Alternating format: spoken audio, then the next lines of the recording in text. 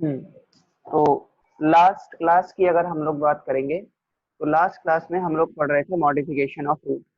और रूट के मॉडिफिकेशन में हम लोगों ने ये देखा था कि भाई जो हमारी रूट्स हैं वो कुछ स्पेशल फंक्शंस के लिए मॉडिफाई हो जाती हैं। तो हम लोग पढ़ रहे हैं मॉडिफिकेशन ऑफ रूट्स और स्पेशल फंक्शन। स्पेशल फंक्शन में हमने सबसे लास्ट जो पढ़ा था वो था हमारा एसिमिलेटरी रूट। एसिमिलेटरी रूट के बाद जो सिक्स्थ वन आता है वो है हेप्टेरा।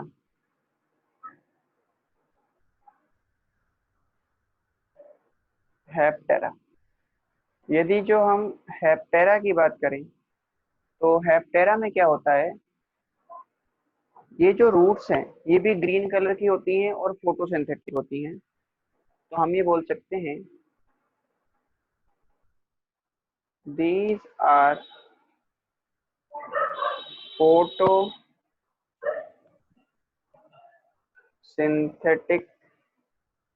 रूट। ये फोटोसिंथेटिक रूट है और ये कहाँ देखी जाती हैं, ये देखी जाती है, they are found on rocks and mountain. Rocks और माउंटेन्स पर ये देखी जाती है।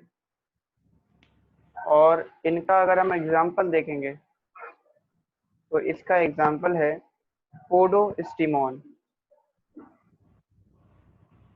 पोडोस्टिमोन आप देखोगे कई बार पहाड़ों पे या माउंट रॉक्स वगैरह पे इस तरीके से लेयर की फॉर्म में कुछ प्लांट्स दिखाई देंगे। तो ये क्या है, दीज आर द हेप्टेरा। ये हेप्टेरा रूट हैं जो कि फोटोसिंथेसिस के लिए होती है। इसके बाद नेक्स्ट हमारे पास आता है, ये वाला बहुत इंपॉर्टेंट है, सेवंथ वन जो हम पढ़ने जा रहे हैं। सेवंथ वन अगर हम समझेंगे तो नेक्स्ट हमारे पास आता है, दिस इज सकिंग रूट।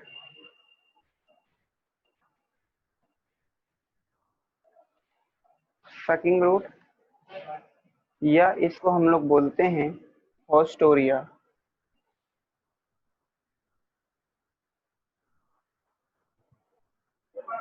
होस्टोरिया जो है ये पैरासाइटिक रूट होती हैं। तो दे आर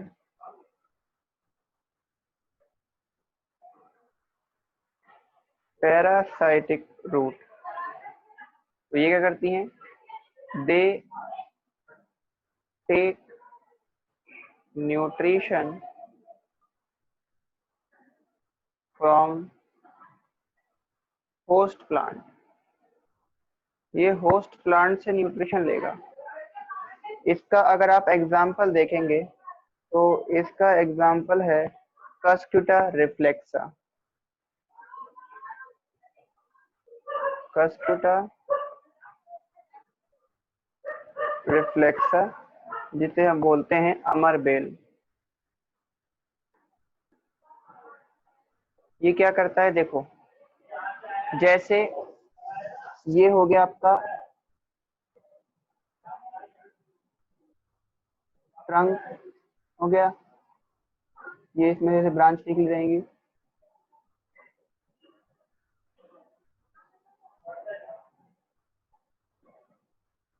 और इसके ऊपर क्या रहेगा,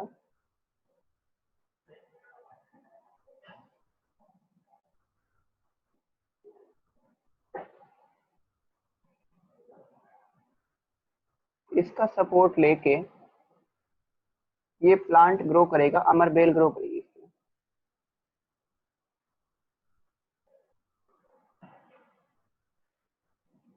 तो ये क्या करेगा, इससे इसके ब्रांच से क्या करेगा, ये न्यूट्रिशन लेता रहेगा इस तरीके से। तो जो इसके वेस्कुलर टिश्यू होंगे, जो इसके वेस्कुलर बंडल है प्लांट के, ये हो गया आपका होस्ट प्लांट, यानी कि हम बोल सकते हैं vascular bundle of host plant. इससे न्यूट्रिशन लेगा कौन? जो ये कस्क्यूटा रिफ्लेक्सा है, ये हो गया वेस्कुलर बंडल ऑफ अमरविल। तो ये इससे क्या करेगा? न्यूट्रिशन लेता रहेगा। Take nutrition. तो ये हो गई आपकी सकिंग रूट, जो होस्ट प्लांट से न्यूट्रिशन लेगी। ठीक है, तो ये डायग्राम बनाइए और इसके बारे में हम एक पॉइंट लिखते हैं।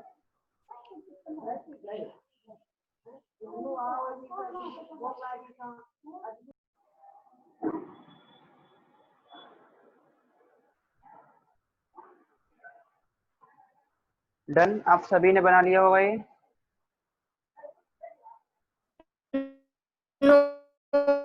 ओके ओके, बना लीजिए।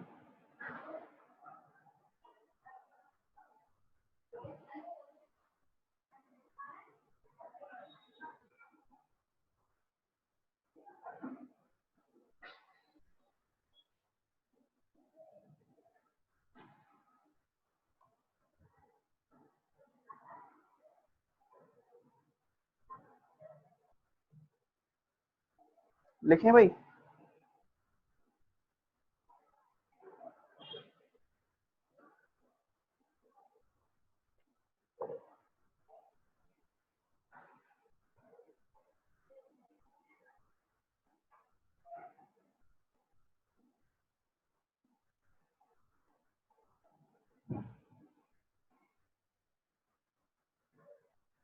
चलिए लिखिए।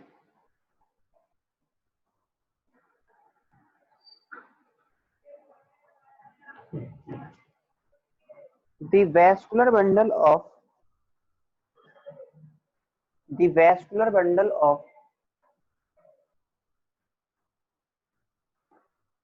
Astoria और यस हेलो,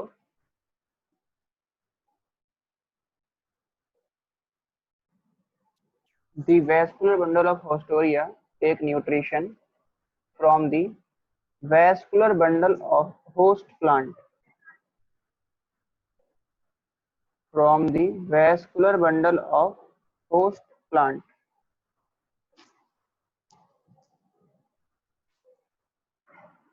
ठीक है जी, तो ये हो गया आपका सकिंग रूट या ऑस्टोरिया। अब सकिंग रूट के बाद नेक्स्ट अगर हम देखेंगे तो नेक्स्ट हमारे पास आता है मॉडिफिकेशन नंबर 8 है, ये है रूट लीफ रूट।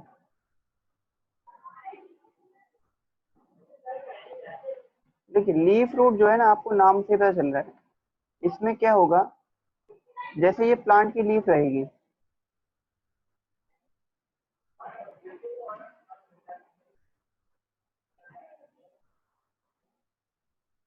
तो इसमें क्या होगा, इस लीफ के मार्जिन पर, लीफ के मार्जिन पर रूट डेवलप कर देंगे यहाँ पे इस तरीके से।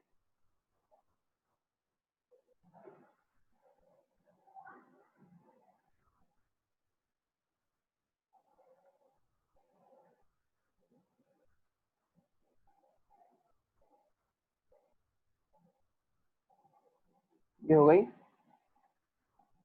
Leaf root.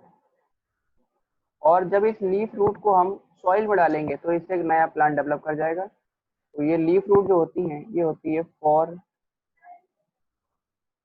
वेजिटेटिव रिप्रोडक्शन के लिए। और अगर इसका एग्जाम्पल देखें किस में देखा जाता है ये, तो इसका एग्जाम्पल हो जाएगा बोगनवेलिया। बोगनवेलिया, इसके अलावा कैलनकॉय, बोगनवेलिया में और कैलनकॉय में COE। तो ये हो गया आपका लीफ रूट। ये डायग्राम ड्रॉ करें और फिर हम लीफ रूट के बारे में एक पॉइंट लिखते हैं।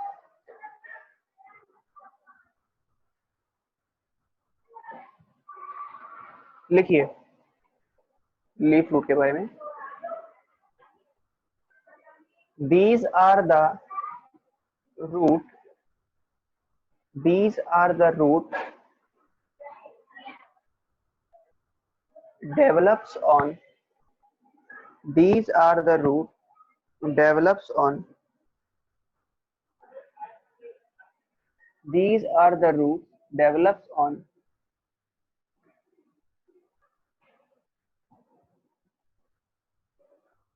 margin of.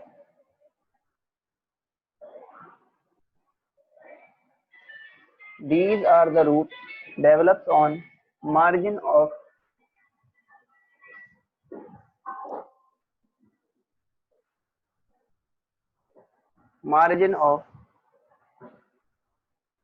leaf. Next point लिखिए, when these root placed in the soil, when these root placed in the soil, then they give a new plant. Then they give a new plant.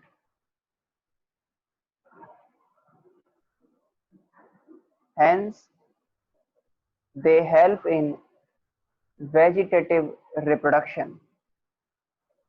Hence they help in vegetative reproduction. अच्छा, इसका ना मैंने आपको क्या लिखवाया, bougainvillea लिखवाया ना, एक मिनट, ये एग्जाम्पल करेक्ट करेंगे,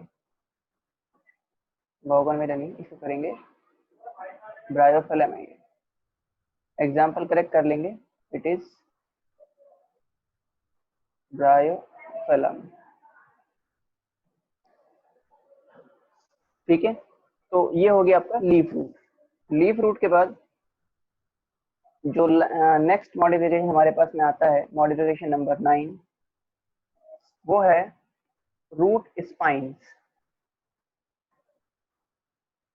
रूट स्पाइन्स, देखिए स्पाइन क्या होते हैं कि इसमें क्या होगा, पॉइंटेड स्ट्रक्चर डेवलप कर जाएंगे रूट्स के ऊपर, हेयर लाइक पॉइंटेड स्ट्रक्चर, और ये होते हैं प्रोटेक्शन के लिए। तो इसमें लिख लीजिए रूट स्पाइन्स में, these are hair like pointed structure, these are hair like pointed structure which develops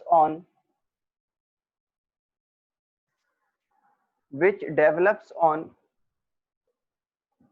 root and responsible for protection,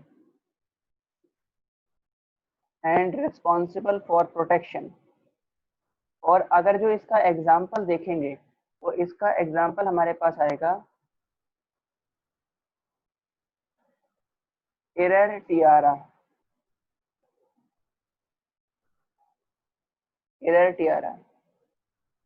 और लास्ट देख लीजिए आप example, last modification number 10 root का, वो है एपीफाइटिक, या इसको हम बोलते हैं हाइग्रोस्कोपिक रूट। इसमें क्या होगा, जैसे हम एक प्लांट बनाते हैं, ये ग्राउंड लेवल और ये स्टेम हो गया, इसकी ये ब्रांच निकली हुई है, ये ऐसे ये प्लांट किया। अब इस ब्रांच के ऊपर क्या हुआ, ब्रांच पर ये रूट डेवलप कर गई।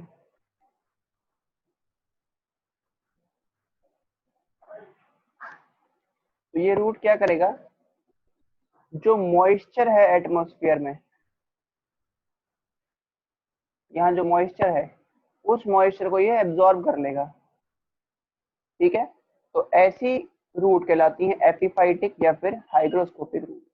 तो एपीफाइटिक या हाइग्रोस्कोपिक रूट क्या होती हैं, वो रूट होती हैं जो कि एटमॉस्फेयर में जो मॉइस्चर प्रेजेंट है उससे वाटर एब्जॉर्ब करे या मॉइस्चर को एब्जॉर्ब करे, तो ये कहलाती है आपकी एपीफाइटिक रूट। और ये किस में देखी जाती है, एग्जाम्पल अगर देखें इसका एपीफाइटिक का, तो इसका एग्जाम्पल हो जाएगा ऑर्किड, और एक हो जाएगा वेंडा। लिख लीजिए इसके बारे में, एपिफाइटिक रूट के बारे में। These are the roots develops on these are the roots develops on the branch of stem develops on the branch of stem and responsible for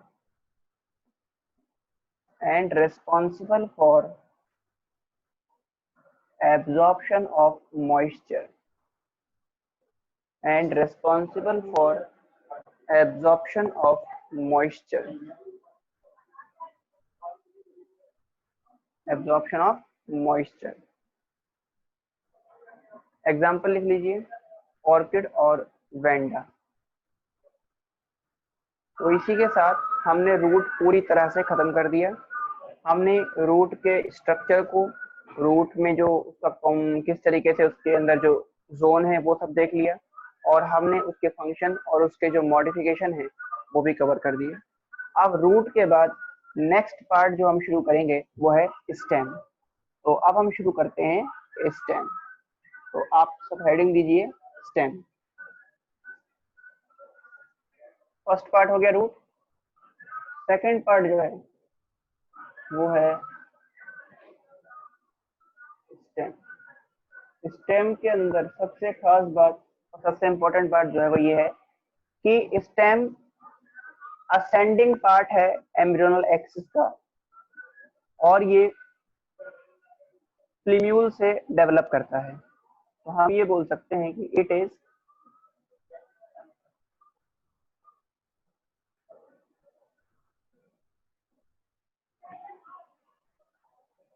ascending part of embryonal axis and arises from plumule, और ये प्लीम्यूल से develop करेगा, arise करेगा। ठीक है। अब no इसके ना कुछ फीचर्स होते हैं। स्टेम के क्या फीचर्स हो सकते हैं?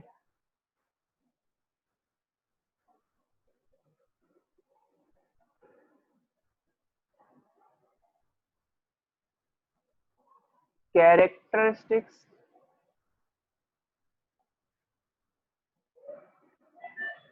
Features of stem.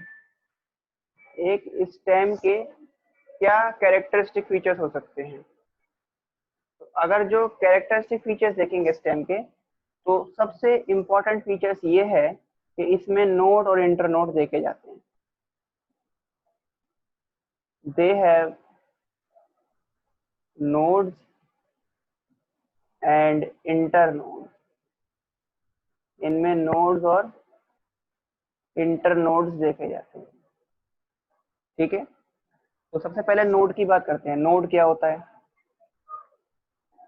सबसे पहले हम समझते हैं नोड के बारे में कि नोड क्या है। तो स्टेम का वो पार्ट है जिससे leaf, flower, bird, branch develop करे, वो पार्ट कहलाता है नोड। तो हम ये बोल सकते हैं it is the part of stem from which flower, bird, इसके अलावा लीफ, इसके अलावा ब्रांचेस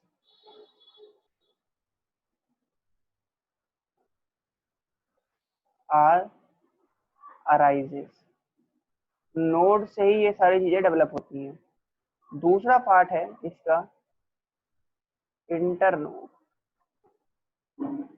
दो नोड के बीच का जो डिस्टेंस है उसको बोलते हैं इंटरनोड, या हम ये बोल सकते हैं it is the area between two node, दो नोड के बीच के एरिया को बोलते हैं इंटरनोड। जैसे हम डायग्रामेटिकली इस बात को समझ सकते हैं, जैसे ये स्टेम हुआ और इस स्टेम में आपको दिखाई दे रहा है ये ये हो गया नोड, ये हो गया एक नोड, ये हो गया नोड, ये हो गया नोड। तो ये क्या है, ये हो गए नोड। और नोड के बीच का जो डिस्टेंस दिखाई दे रहा है आपको, ये जो एरिया दिखाई दे रहा है, ये एरिया हो गया इंटर नोड। तो ये हो गया आपका नोड और इंटर नोड। इसके अलावा कुछ पॉइंट अगर हम स्टेम के अंदर और देखें तो हम ये बात बोल सकते हैं कि भाई जो स्टेम है ये सिलिंड्रिकल हो सकता है और होलो हो सकता है। स्टेम में भी सिलिंड्रिकल एंड होलो, सिलिंड्रिकल और अंदर से खाली हो सकता है। जैसे एग्जांपल के लिए, जैसे देखोगे आप बम्बू, बैम्बू हो गया, बैम्बू का स्टेम कैसा है, सिलिंड्रिकल है और अंदर से बिल्कुल होलो है। इसके अलावा स्टेम जो है वो फ्लैट भी हो सकता है। जी बेटा दोबारा बोलेंगे प्लीज, आपकी वॉइस आपने क्या बोला समझ में नहीं आया। सर शुगर केन में भी होते हैं इंटर। शुगर केन में हर स्टेम में होंगे, नोड इंटर नोड तो हर स्टेम में होंगे, शुगर केन भी स्टेम है। आपका जो पोटैटो है ना, आलू, वो भी स्टेम है, उसमें भी नोड देखने को मिलेंगे। और सर जिंजर? जिंजर राइजोम है, जिंजर के बारे में बताऊंगा मैं आपको अभी, आगे देखिए।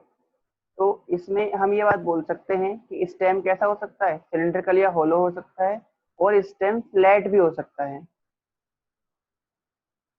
स्टेम में बी फ्लैट।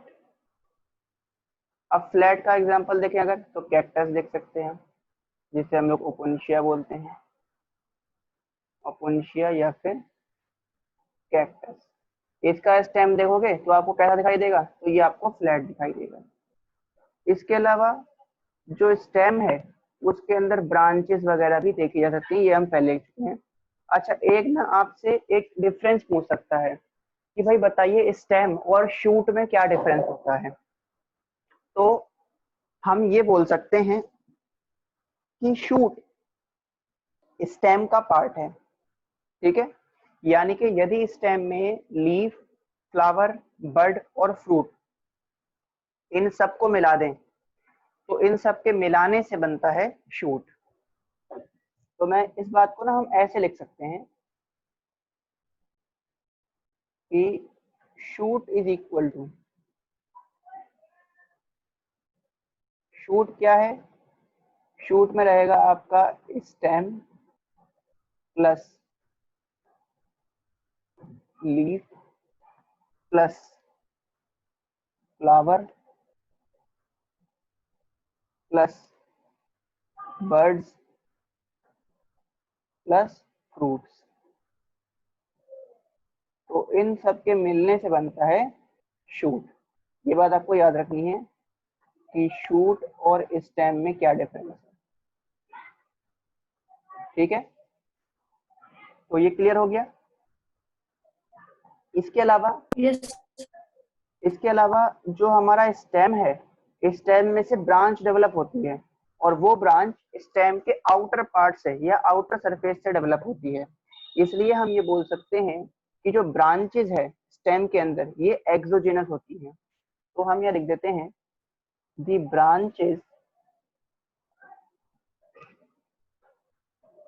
इन स्टेम,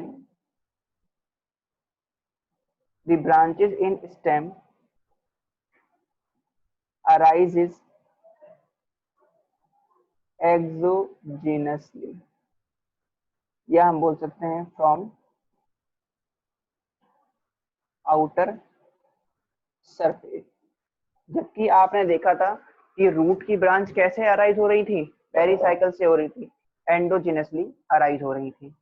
और जो स्टेम का सबसे टिप वाला पार्ट होता है, सबसे ऊपर वाला पार्ट होता है, ग्रोइंग पार्ट, उसको बर्ड कवर करके रखती है। ठीक है, तो ये सारे पॉइंट आपने लिख लिए होंगे, इनको रब कर देते हैं, फिर एक पॉइंट हम कुछ पॉइंट स्टेम के और समझते हैं।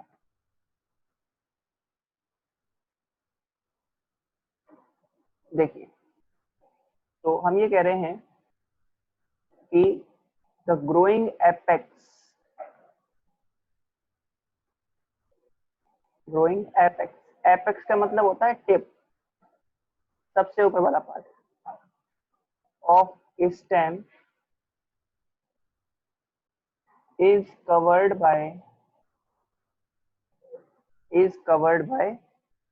bird। इसे बर्ड कवर करके रखेगी। कैसे हम इसको समझ सकते हैं, तो एक डायग्राम की मदद से समझते हैं। ये ग्राउंड लेवल हुआ, ये हुआ स्टेम, स्टेम में ये सबसे ऊपर वाला पार्ट हो गया, ये ऐसे नोड इंटरनोड इसमें है, ये सबसे ऊपर वाला हिस्सा है। तो जो ये सबसे ऊपर वाला हिस्सा है, टिप है, इसको कवर करके क्या रखेगा, इसको बर्ड कवर करके रखेगी। ये हुई बर्ड। ठीक है, और ये जो बर्ड है, इसको हम बोलते हैं एक्टिव ग्रोइंग पॉइंट या फिर एक्टिव बर्ड। तो इसको हम कह देते हैं also called active growing point. अब देखो, स्टेम की अगर बात करेंगे तो स्टेम, देखो स्टेम जो है ऊपर की तरफ ग्रो कर रहा है, ग्रेविटी नीचे की तरफ है, तो ग्रेविटी के अगेंस्ट ग्रो कर रहा है, तो हम ये बोल सकते हैं कि स्टेम जो है वो ग्रेविटी के अगेंस्ट ग्रो करता है, इसलिए कैसा हो जाएगा, ये नेगेटिव जियोट्रॉपिक है। और वाटर के भी अगेंस्ट ग्रो करता है, इसलिए नेगेटिव हाइड्रोट्रॉपिक है। और जनरली सनलाइट, जैसे ऊपर से सनलाइट आ रही है, ये भी ऊपर की तरफ ग्रो कर रहा है, तो पॉजिटिव फोटोट्रॉपिक है। तो यही तीनों पॉइंट हमें लिखने हैं। लिखिए, stem grow, stem grow against the gravity and water,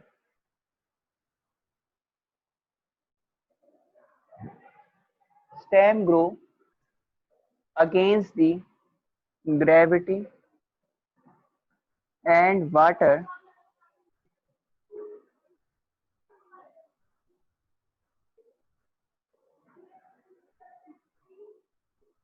gravity and water, hence it is hence it is hence it is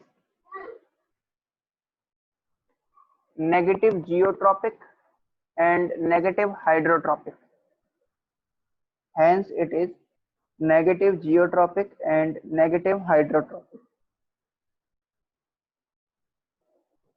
next लिखिए,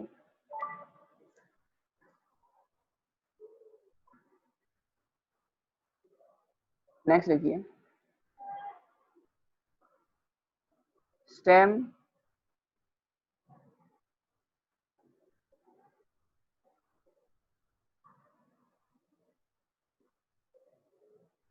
stem grow against the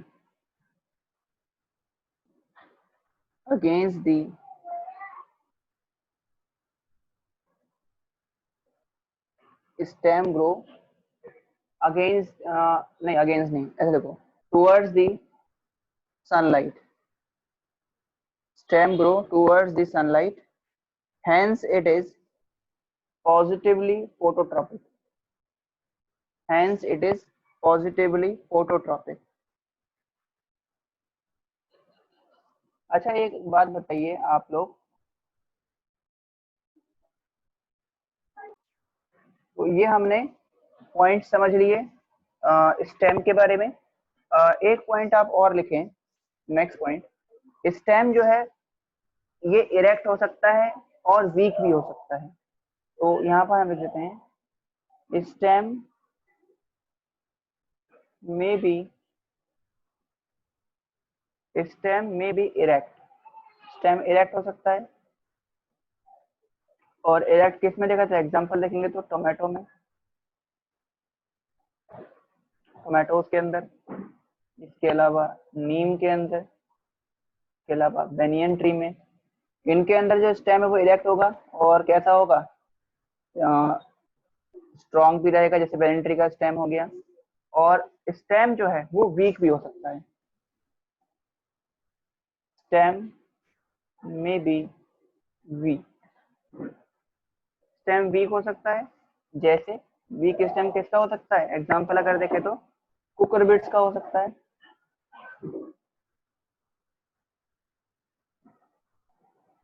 cucurbits जिसमें आते हैं आपके घिया, तोरी, ये सब चीजें। और इसके अलावा ग्रेप्स, इनका स्टेम भी कैसा होता है, वीक होता है। स्टेम का जो सबसे इंपॉर्टेंट पार्ट है, सबसे इंपॉर्टेंट हिस्सा जो है स्टेम का, वो है बड। तो हम ये बोल सकते हैं the most important part of stem is bud. Bud जो है वो स्टेम का सबसे इंपॉर्टेंट पार्ट है। तो इसलिए सबसे पहली चीज जो हम स्टेम के अंदर स्टडी करेंगे वो हम पढ़ेंगे बर्ड के बारे में। तो हेडिंग दीजिए आप लोग बर्ड। बोलिए बोलिए पायल। सर वो बैनियन ट्री से याद आया सर, उसकी जो एपेथिक जो प्रॉप रूट थी वो नहीं शो कर रहा, ओनली लोकेशन पता है। लोकेशन पता है, ये नहीं बता रहा है कि उसमें प्रॉप रूट कितनी है। No sir. ओहो, अब क्या करें, तो बड़ी दिक्कत हो जाएगी। लोकेशन कहाँ है उसकी बताओ। सर इंडिया में कोलकाता। कोलकाता में कहाँ पर, सर ये नहीं पता।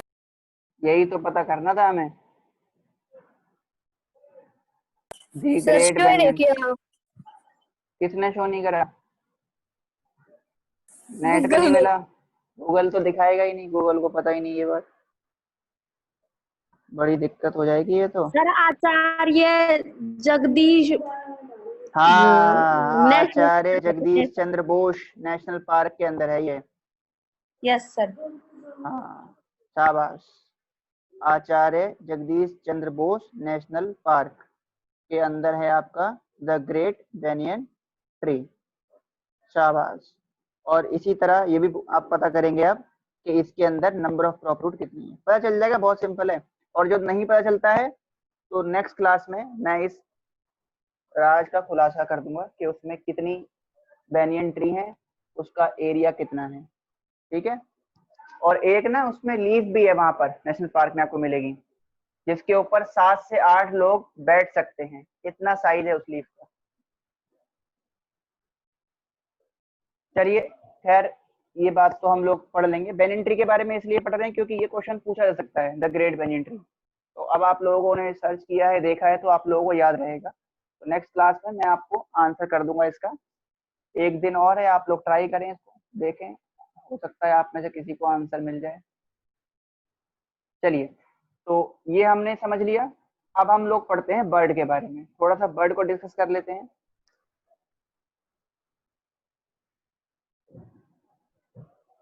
BUD, bird. जैसा कि हमने अभी डेफिनेशन में ही, या हमने अभी फर्स्ट पॉइंट में समझा है कि बर्ड जो है ये क्या है, बर्ड स्टेम का सबसे इंपॉर्टेंट पार्ट होता है। अब देखिए, जो हमारा शूट है, यदि हम शूट की बात करें तो शूट में जो कंडेंस फॉर्म रहेगी, ठीक है, उसको हम लोग बर्ड बोलते हैं। यानी कि हम ये बोल सकते हैं कि बर्ड क्या है, बर्ड इज कंडेंस्ड शूट। एक कंडेंस शूट को हम लोग बर्ड कहते हैं, जो जिससे, और इस बर्ड से क्या होगा, इस बर्ड से लीफ डेवलप कर सकती है, या फ्लावर डेवलप कर सकता है, या दोनों डेवलप कर सकते हैं। तो बर्ड से लीफ भी डेवलप करती है, फ्लावर भी डेवलप करता है। और बर्ड क्या है, बर्ड जो है ये कंडेंस पार्ट है शूट का। तो यही चीज लिखेंगे सबसे पहले। इसमें लिखिए, हेडिंग दीजिए बर्ड, और बर्ड के बारे में लिखिए, bird is the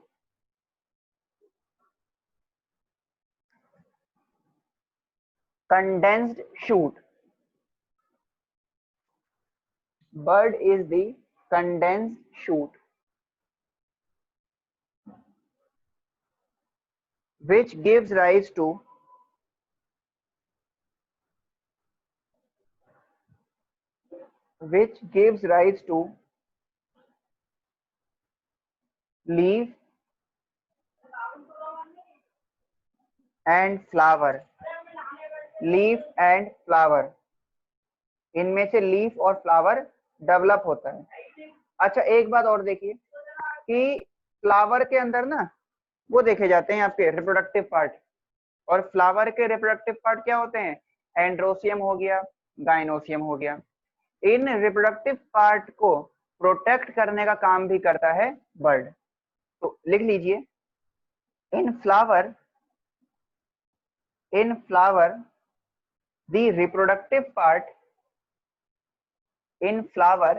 the reproductive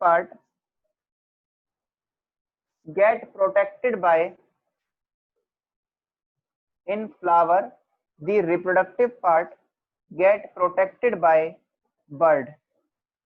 और यदि कोई आपसे पूछे कि सबसे लार्जेस्ट बर्ड किसकी है, तो आप क्या बताएंगे? Largest bird is of cabbage. Cabbage क्या होता है? पत्ता गोभी। इसकी बर्ड सबसे लार्ज है। इसका साइंटिफिक नेम क्या है? साइंटिफिक नेम है इसका brassica oleracea. Brassica oleracea capitata.